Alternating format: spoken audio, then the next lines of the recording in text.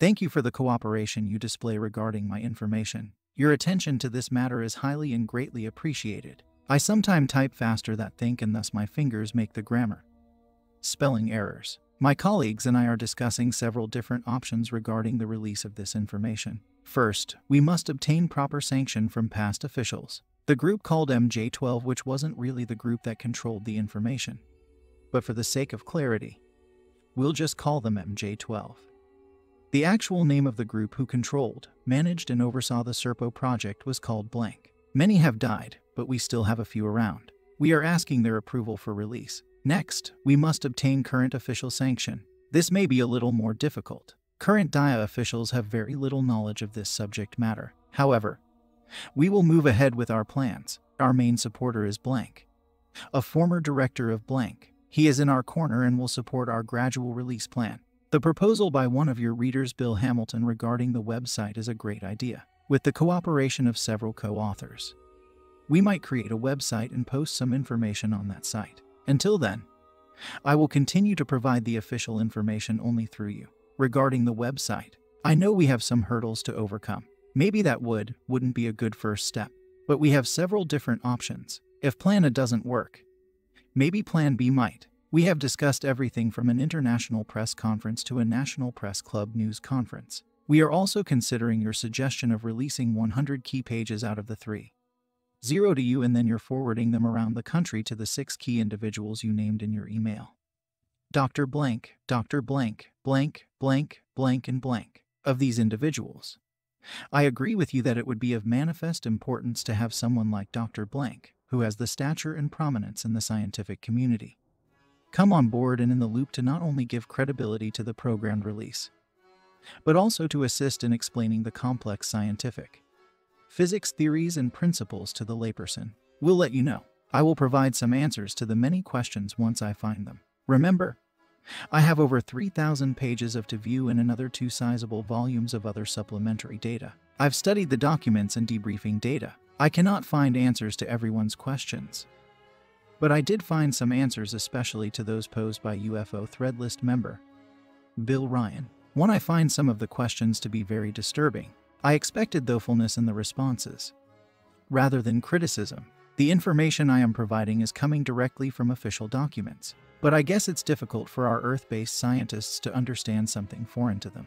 The criticism being displayed by your list of scientists doesn't bother me. I'm just stating what the official documents say. As for the scientific calculations, our Earth-based scientists had the same questions. Our home-based scientists questioned the collection methods of the team. But in the end, our home-based scientists figured out that our applied scientific principles did not always work on planet Serpo. Once our scientists' minds were open, the calculations were made to prove the team's data. One of the principal home-based scientists contracted to assist us was Dr. Carl Edward Sagan. Initially, he was the biggest skeptic of the group, but as information was slowly analyzed, Dr. Sagan came back to the middle. I can't say he fully accepted every single piece of data, but he did agree on the final report. 3 lively discussions brings out some very interesting questions, some of which I cannot find answers to. Although our team spent over a decade on Serpo and nearby planets, they did not have a laptop computer to enter all data. They had 2 recorders who were responsible for writing down the data. Our team acknowledged that a lot of data was lost or not documented. 4. Regarding time, the team members brought several timepieces, e.g., wristwatches, non-battery style, as it stated in the debriefing data. The timepieces worked, but they had no reference to time since the ebon days were longer. The dusk and dawn periods were longer and they had no calendars to reference. They did use the timepieces to calculate movement, for example, timing the movement of the ebon 2 suns. They also calculated the time between work and rest periods. But, after a while, the team discarded their timepieces and used the ebon's measurement of time periods. The team became confused with the calendars they brought. A 10-year calendar. After 24 months, the team lost track of time as to the calendar since they could not properly calculate days compared to Earth days. They set up one large clock to the Earth time when they left. However, this was a battery-controlled clock, and when the battery died, the clock stopped and they forgot to change the battery in time. Consequently, they lost the Earth time. The team brought a large quantity of batteries, but they ran out after about 5 years. The Ebons had no comparable item like batteries. 5. They also took electric razors, coffee pots, electric heaters, a DIM, an electric IBM typewriter, a scientific calculator, slide rules, base data collection recorder, 3 different sized telescopes, tangents, both conventional and electrical. The list goes on, but they took about everything they were allowed to take. As to weight, the Ebbins did weigh the equipment taken by our team. The weight limit was 4.5 tons or 9,000 pounds. As for food, the team took C rations, military style. They carefully planned for 10 years. 6. Another question pertained to the team makeup.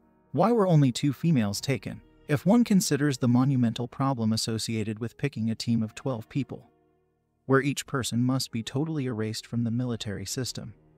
No family ties, no spouses and no children, one can see the difficulty that the selection group had. The selection group picked the best team members from a limited pool of military people. The original selection group picked 158 people. The final 12 were selected from that number. If you consider the psychological, medical and other tests that had to be administered, the final 12 were the best qualified from the original number. Why they chose 2 females was never written, apparently. Those 2 females were the best qualified in their individual specialty.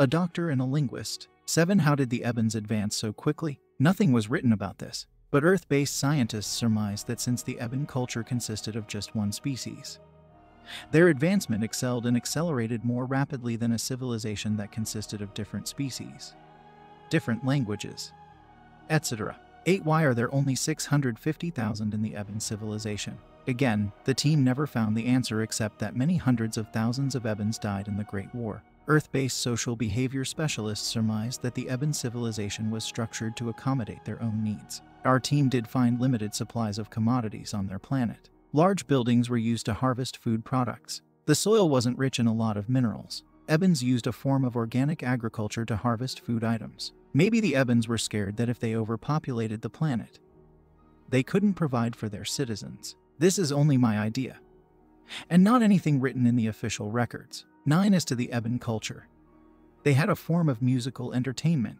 The music sounded like tonal rhythms. They also listened to a type of chanting. The Ebbins were dancers. They celebrated certain work periods with a ritual dance. The Ebbins would form a circle and dance around, listening to the chanting type of music. The music was played on bells and drums, or something similar to them. There were no televisions, radio stations, or anything like that. The Ebbins played a game, something like soccer, but with a larger ball. The object was to kick the ball down a field into a goal. The game had very strange rules and played for long periods of time. They also had another game, mostly played by the children, that consisted of making formations with groups of Ebbins. They seemed to really enjoy the game, but our team found little understanding of the game.